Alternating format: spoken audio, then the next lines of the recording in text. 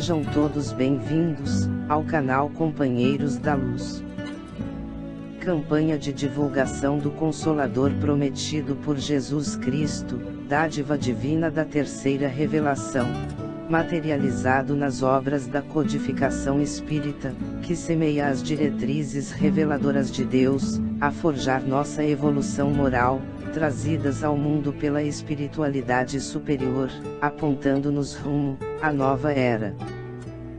Leitura e estudo da primeira obra básica da codificação espírita, intitulada O Livro dos Espíritos, conteúdo de revelação, extrato de respostas, psicografadas a diversos médiuns pela espiritualidade superior, quando questionada por Allan Kardec. Livro de perguntas e respostas, publicado no ano de 1857, em Paris, França.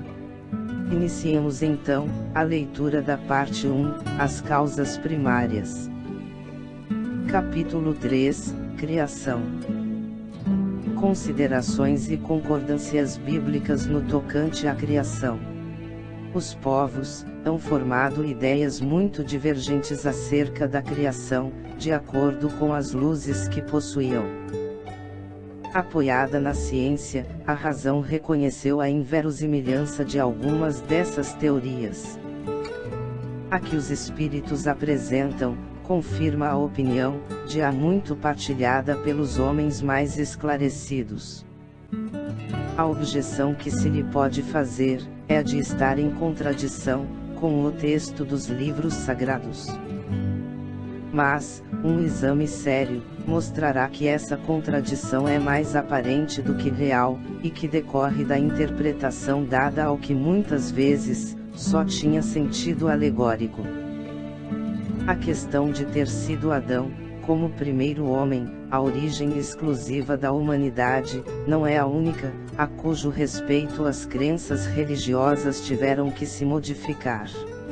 O movimento da Terra pareceu, em determinada época, tão em oposição às letras sagradas, que não houve gênero de perseguições, a que essa teoria não tivesse servido de pretexto, e no entanto, a Terra gira, malgrado aos anatemas, não podendo ninguém hoje contestá-lo, sem agravo à sua própria razão. Diz também a Bíblia, que o mundo foi criado em 6 dias, e põe a época da sua criação há 4.000 anos, mais ou menos, antes da era cristã. Anteriormente, a Terra não existia. Foi tirada do nada. O texto é formal. Eis, porém, que a ciência positiva, a inexorável ciência, prova o contrário. A história da formação do globo terráqueo, está escrita em caracteres irrecusáveis no mundo fóssil, achando-se provado, que os 6 dias da criação indicam outros tantos períodos, cada um de, talvez, muitas centenas de milhares de anos. Isto não é um sistema, uma doutrina, uma opinião insulada. É um fato tão certo como o do movimento da Terra, e que a teologia não pode negar-se a admitir, ou que demonstra evidentemente, o erro em que se está sujeito, a cair tomando ao pé da letra, expressões de uma linguagem frequentemente figurada. Dever-se-á daí concluir, que a Bíblia é um erro.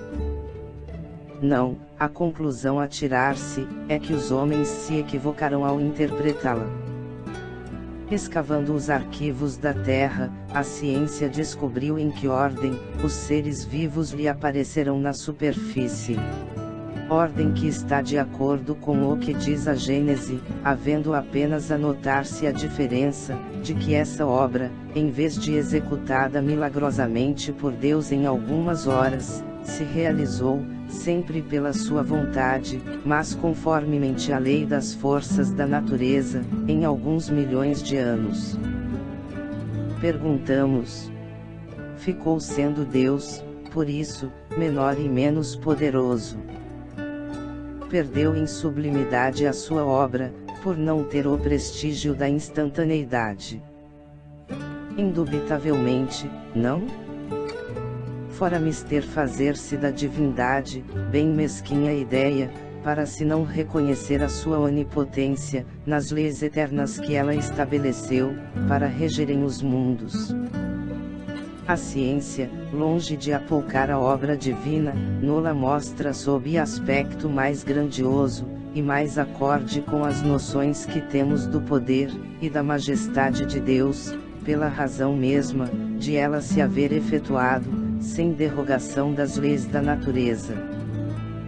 De acordo neste ponto com Moisés, a ciência coloca o homem em último lugar, na ordem da criação dos seres vivos. Moisés, porém, indica, como sendo o do dilúvio universal, o ano 1654 da formação do mundo, ao passo que a geologia nos aponta o grande cataclismo, como anterior ao aparecimento do homem, atendendo a que, até hoje, não se encontrou, nas camadas primitivas, traço algum de sua presença, nem da dos animais de igual categoria, do ponto de vista físico. Contudo, nada prova que isso seja impossível. Muitas descobertas já fizeram surgir dúvidas a tal respeito. Pode dar-se que, de um momento para outro, se adquira a certeza material da anterioridade da raça humana, e então, se reconhecerá que, a esse propósito, como a tantos outros, o texto bíblico encerra uma figura.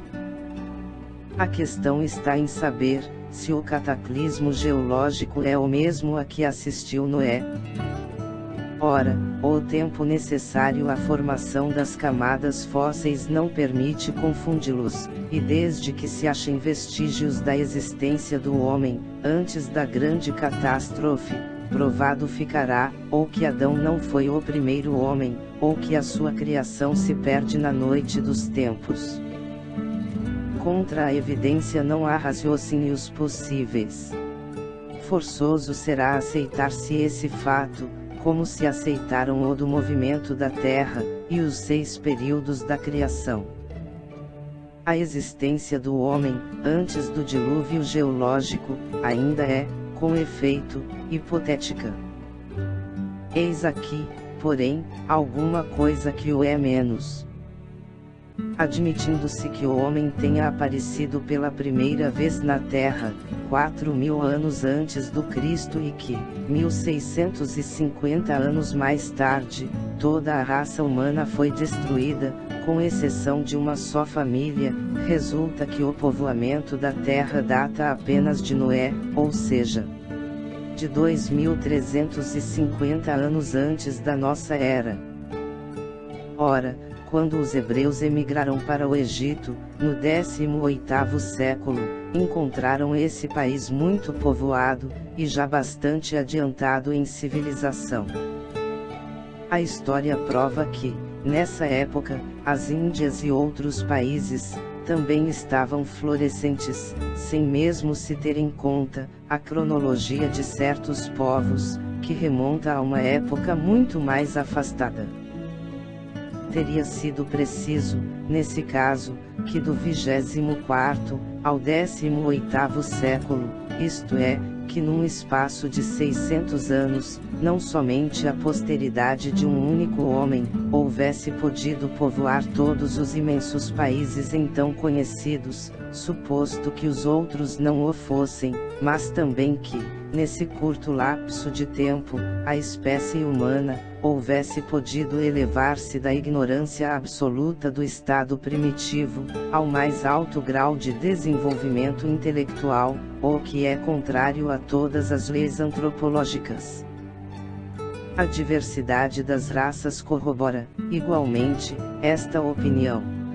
O clima e os costumes produzem, é certo, modificações no caráter físico. Sabe-se, porém, até onde pode ir a influência dessas causas.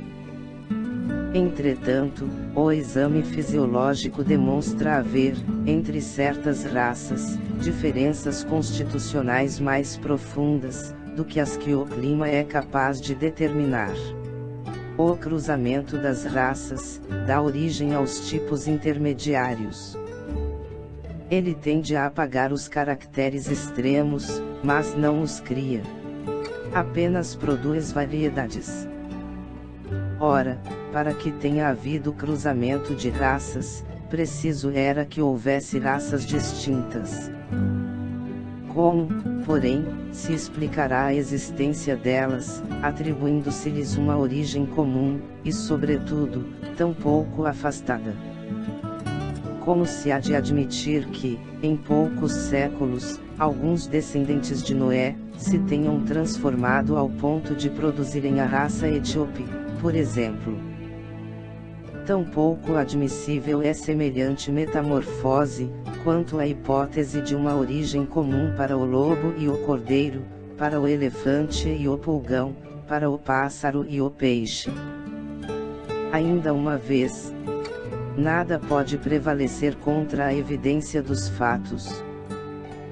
Tudo, ao invés, se explica, admitindo-se que a existência do homem é anterior à época em que vulgarmente se pretende que ela começou. Que diversas são as origens. Que Adão, vivendo há 6.000 anos, tenha povoado uma região ainda desabitada. Que o dilúvio de Noé foi uma catástrofe parcial, confundida com o cataclismo geológico. E atentando-se, finalmente, na forma alegórica peculiar ao estilo oriental, forma que se nos depara nos livros sagrados, de todos os povos.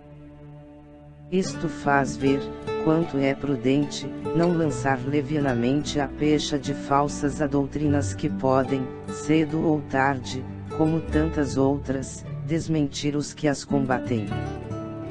As ideias religiosas, longe de perderem alguma coisa, se engrandecem, caminhando de par com a ciência. Esse é o meio único, de não apresentarem lado vulnerável, ao ceticismo.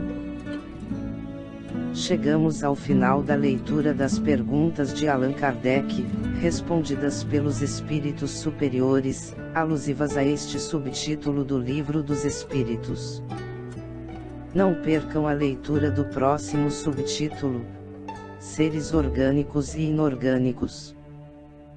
Do capítulo 4, Princípio Vital. Muito obrigado, boa reflexão, que Jesus abençoe a todos.